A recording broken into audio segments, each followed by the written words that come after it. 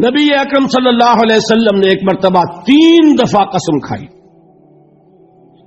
واللہ لا یؤمنو، واللہ لا یؤمنو، واللہ لا یؤمنو، خدا کی قسم وہ شخص مومن نہیں، خدا کی قسم وہ شخص مومن نہیں، خدا کی قسم وہ شخص مومن نہیں۔ واقعہ یہ ہے کہ ہم تصور نہیں کر سکتے کہ صحابہ کیسے لرز گئے ہوں گے، کانپ اٹھے ہوں گے، کون وہ بدبخت ہے، کون وہ شقی ہے جس کے بارے میں اللہ کے رسول 3 دفعہ قسم کھا کر فرما رہے ہیں کہ وہ صاحب ایمان نہیں۔ قیل من یا رسول اللہ، کسی نے ڈرتے ڈرتے پوچھا ہوگا اے اللہ کے رسول کس کے بارے میں ارشاد فرما رہے ہیں؟ اب جواب سنیے، الذی لا یامن جارہ بوائقہ، وہ شخص کے جس کی ایذا رسانی کی وجہ سے، جس کی بدخلقی کی وجہ سے اس کا پڑوسی امن میں نہیں ہے۔ یہ کوئی گناہ کبیرہ ہے؟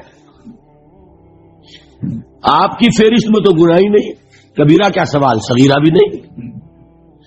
زیادہ آپ یہ کہیں گے کہ ذرا بد اخلاقی ہے، کج خلقی ہے، بس اچھا کردار کا معاملہ نہیں ہے، یہ کہیں گے، گناہ کی فہرست میں نہیں آئے گی بات۔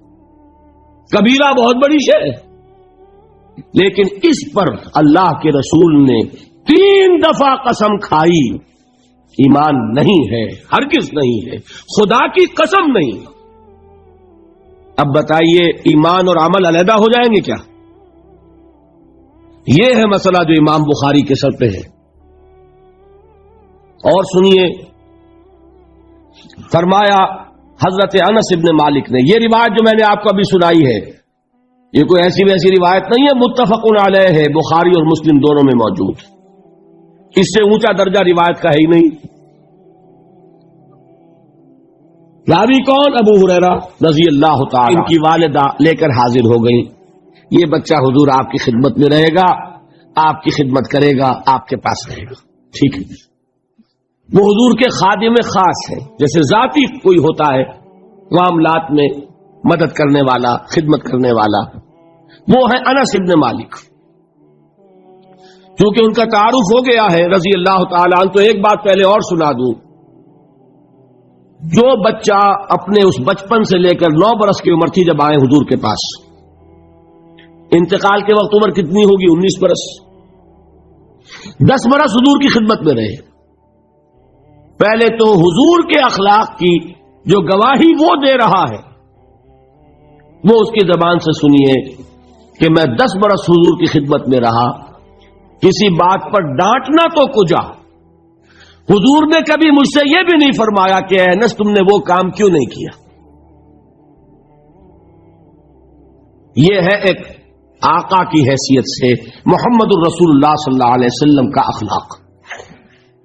اگر نہیں کیا خود کر لیا، کوئی ڈانٹ ڈپٹ نہیں، حالانکہ بچے ہیں، بچوں کو ویسے بھی ڈانٹ ڈپٹ دیا جاتا ہے، لیکن نہیں۔ اب ان صحابی کی ایک گواہی سنیے، قلما خطبنا رسول اللہ صلی اللہ علیہ وسلم الا قال، فرماتے ہیں کہ شاذ ہی کبھی ایسا ہوا ہوگا کہ حضور نے کبھی خطبہ ارشاد فرمایا ہو اور اس میں یہ الفاظ نہ ہو۔ الفاظ سمجھ رہے؟ جب بھی خطبہ دیتے تھے آپ یہ الفاظ ضرور فرماتے تھے، شاذ کبھی رہ جائے تو رہ جائے، قلما خطبنا رسول اللہ صلی اللہ علیہ وسلم الا قال، کیا فرمایا؟ لا ایمان لمن لا امانت له ولا دین لمن لا عہد له، جس شخص میں امانت داری نہیں اس کا کوئی ایمان نہیں، جس میں ایفائے عہد نہیں اس کا کوئی دین نہیں۔ بنا پھرتا ہو وہ دیندار، بنا پھرتا ہو وہ صاحب ایمان اور امتی حضور کا، امانت داری نہیں تو ایمان نہیں، ایفائے عہد نہیں تو دین نہیں۔ کس کا فرمان ہے؟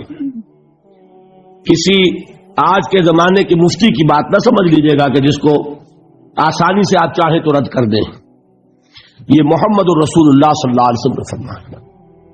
اور سنیے پھر ایک متفق علیہ روایت بخاری اور مسلم کی، راوی پھر کون ہے؟ ابو ہریرہ رضی اللہ تعالی عنہ۔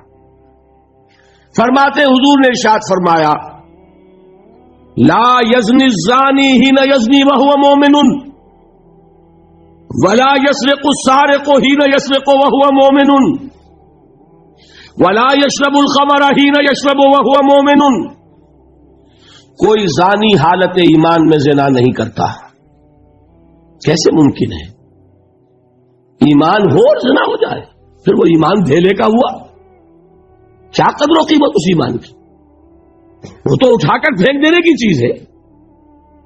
ایمان اور اخلاق پہ اثر انداز نہ ہو، ایمان اور کردار کو نہ بدلے، ایمان اور عمل کو نہ بدلے تو کس مرض کی دوا؟ پھینکو اٹھا کر. نہیں ممکن کہ ایمان ہو اور زنا ہو، نہیں ممکن کہ ایمان ہو اور چوری ہو. لا یسرق السارق حین یسرق وہو مومن. کوئی چور حالت ایمان میں چوری نہیں کرتا، کوئی شرابی حالت ایمان میں شراب نہیں پیتا. ولا یشرب الخمر حین یشرب وہو مومن. کوئی شراب پینے والا وہ مومن نہیں ہوتا جب وہ شراب پی رہا ہوتا ہے، اس وقت اس کے دل سے ایمان نکل جاتا ہے.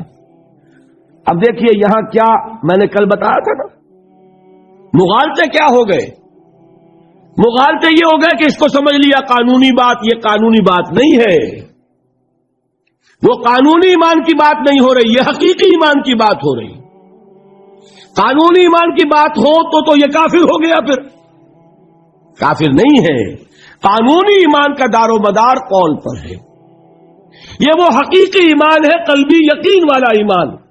اس کے بارے میں فرمایا جا رہا ہے وہ دل سے نکل جاتا ہے تو گناہ ہو سکتا ہے. ایک اور حدیث میں حضور نے اس کو اور واضح کر دیا. جب کوئی شخص